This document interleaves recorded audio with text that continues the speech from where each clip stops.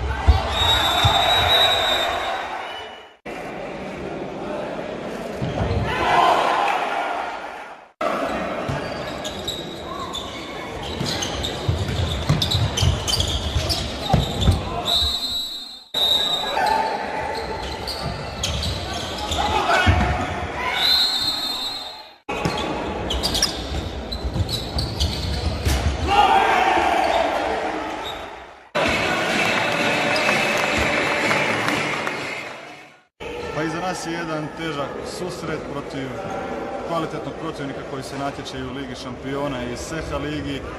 Smatram da smo se ravnopravno nosili 50 minuta. Sad šta je odlučilo tih zadnjih 10 minuta da susret ode na njihovu stranu, teško mi je reći vruće glave, ali svakako da ćemo to analizirati i da ćemo probati ispraviti za iduće.